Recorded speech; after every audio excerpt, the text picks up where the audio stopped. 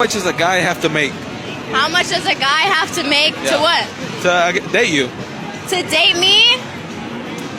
There's not a price limit to date me. As long as you're treating me right, you're fucking acting right, you're chilling. What about he's living with his mom? That doesn't matter. Wait. If he's living with... No, that doesn't matter. Really? Because the situation that they're in does not have anything to do with me. Why am I going to judge because you live with your mom? Like, that's a situation that you're in with yourself. Like, what's your situation? Are you living with an apartment. Okay. And let's say he's like, hey, can I move in with you? Are you going to let him? If he's living with his parents? If he's paying rent.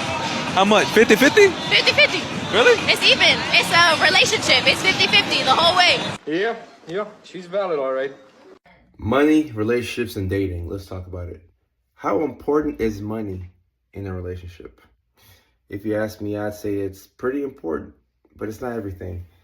It's very important, but it is not everything. And one big mistake that I see women making when it comes to dating is they'll conflate a man's financial provision with his ability to provide in other areas. So if a guy is able to provide financially, they'll think that this is somebody who's able to provide emotionally.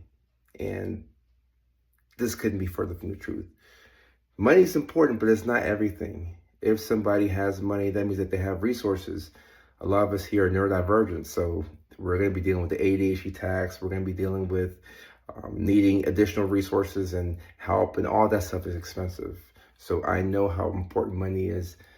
At the same time, emotional stability is very important. And I would argue that it's probably more important than money, because when you are somebody who can regulate your emotions and your mood, you're able to stabilize yourself and put yourself in a position to where you can regularly make a good income, a stable income. So if you're able to regulate yourself and somebody is helping you on an emotional level, from an emotional perspective, y'all are going to be okay.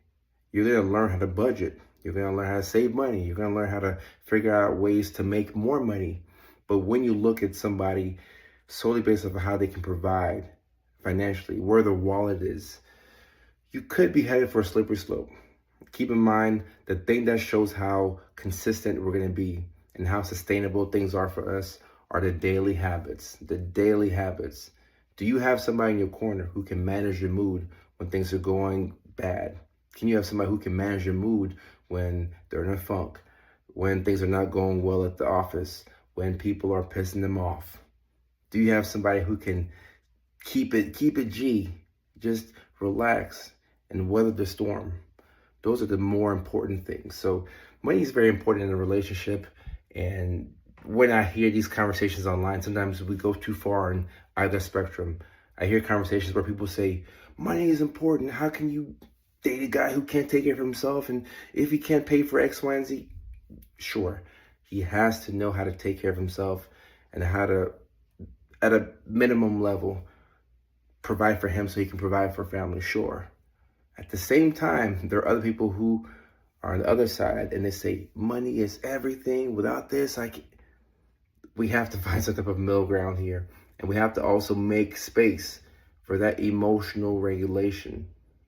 The emotional regulation that you'll see in somebody who is an emotionally capable provider.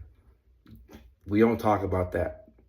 And one reason why we don't talk about it is because it's hard to quantify how emotionally, what's the term I'm looking for? How emotionally stable somebody is, but also what is their emotional capacity? Are they somebody who can provide for themselves emotionally? And can they provide for you emotionally? So when it comes to money, it's important. You can't live life without it. So there's no way to say that money isn't important. At the same time, you better have somebody who's good for your mental health.